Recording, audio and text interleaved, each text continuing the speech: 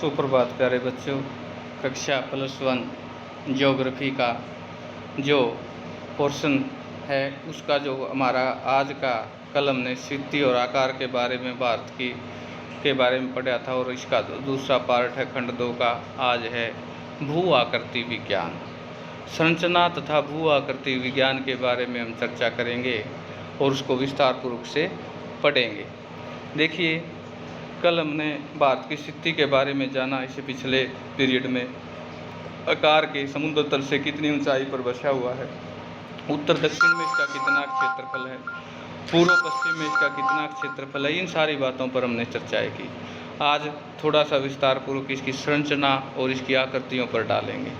सुनिए, क्या आपने कभी सोचा है कि मिट्टी की उर्वरकता गठन का वह स्वरूप अलग क्यों है? आपने यह भी सोचा होगा कि अलग अलग स्थानों पर चट्टानों के प्रकार भिन्न हैं। चट्टानें व मिट्टी आपस में संबंधित है क्योंकि असंगठित चट्टानें वास्तव में मिट्टियाँ ही हैं, यानी चट्टानों के टूटने के कारण मिट्टी का निर्माण होता है। पृथ्वी के धरातल पर चट्टानों व मिट्टियों में भिन्नता धरातलीय स्वरूप के अनुसार पाई जाती है। अलग अलग क्षेत्र के अकॉर्डिंग अलग अलग मिट्टियाँ पाई जाती हैं। वर्तमान अनुमान के अनुसार पृथ्वी की आयु लगभग 46 करोड़ वर्ष है। एक अनुमानित आयु है 46 करोड़ वर्ष। इतने लंबे समय में अंतर्जात व बहिर्जात बलों से अनेक परिवर्तन हुए। इन बलों की पृथ्वी की धरातलीय और अधसतलीय आकृतियों की रूपरेखा निर्धारण में एक महत्वपूर्ण भूमिका रही है। आप पृथ्वी की विवर्तनिकल चलों यानी प्लेट टेक्टोनिक के विषय में भौतिक भूगोल का परिचय नामक पुस्तक में पढ़ चुके हैं। क्या आप जानते हैं कि करोड़ों वर्ष पहले इंडियन प्लेट भूमध्य रेखा के दक्षिण में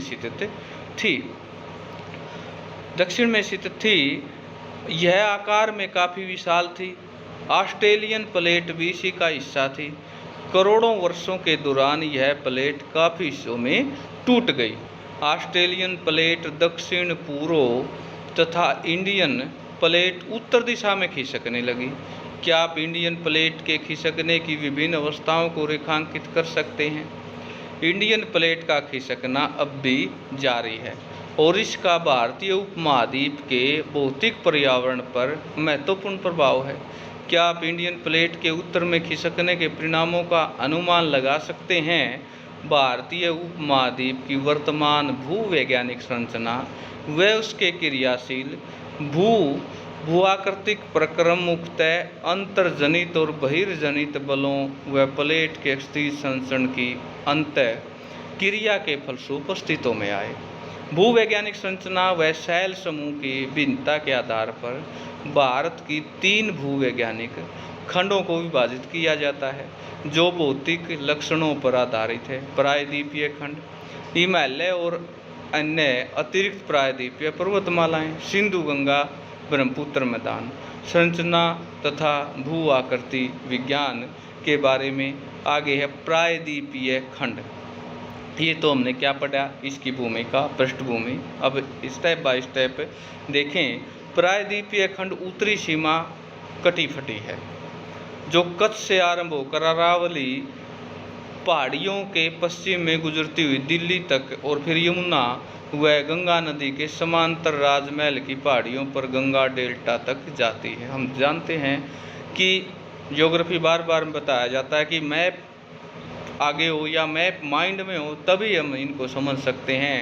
इसके अतिरिक्त उत्तर पूर्व में कार्बी एंगलोंग व मेघालय का पठार तथा पश्चिम में राजस्थान भी इसी खंड के विस्तार हैं।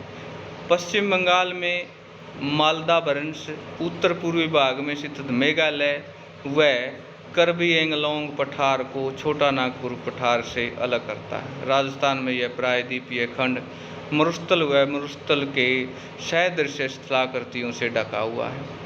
प्रायद्वीप मुख्यतः प्राचीन नाइस व ग्रेनाइट में बना है। कैरिबियन कल्प में यह भूखंड एक कठोर खंड के रूप में खड़ा है। अपवाद स्वरूप पश्चिमी तट समुद्र में डूबा होने से कुछ हिस्से विवर्तनीय क्रियाओं में परिवर्तन होने के उपरांत भी यह भूखंड वास्तविक आधार तल पर प्रभाव नहीं पड़ता। इंडो ऑस्ट्रेलिया प्लेट का हिस्सा होने के कारण यह ऊर्ध्वाधर जलसरों का एक खंड भ्रंश है। प्रभावित है नर्मदा, ताप्ती, महानदी की लिफ्ट घाटियाँ और सतपुड़ा ब्लॉक पर्वत में इसके उदाहरण हैं। प्रायद्वीपीय मुख्यतः अवशिष्ट पहाड़ियाँ शामिल हैं, जैसे अरावली, नलामाला, जावादी, वैलीकोंडा, पालकोंडा। ये मैप पर देखेंगे तो आप भारत का जो पर्वतीय क्षेत्रीय है उसमें सारी चीज़ें दिख जाएंगी। और महेंद्रगिरी की पहाड़ियाँ आती हैं। यहाँ नंदी घाटियाँ, उथली और उनकी प्रवणता कम होती है। भूगोल में प्रयोगात्मक कार्य जो आपके लिए है वो ये है कि इसमें पुस्तक में आपने प्रवणता गणना की विधि सीखी होगी। क्या आप हिमालय से निकलने वाली प्रायद्वीपीय नदियों की प्रवणता ज्ञात करने उनकी तुलना कर सकते हैं? यानी हिमालय से निकलने वाली नदियाँ और प्रायद्वीपीय नदियाँ। पूर्व की ओर बहने वाली अधिकांश नदियाँ बंगाल की खाड़ी में गिरती हैं और पहले डेल्टे का निर्माण करती है। डेल्टा होती है नदी के मुहाने, यानी समुद्र से गिरने से पहले नदी का फैलाव होता है और वहाँ क्या होती है, डेल्टे का। महानदी गोदावरी कृष्णा में डेल्टे के उदाहरण हैं।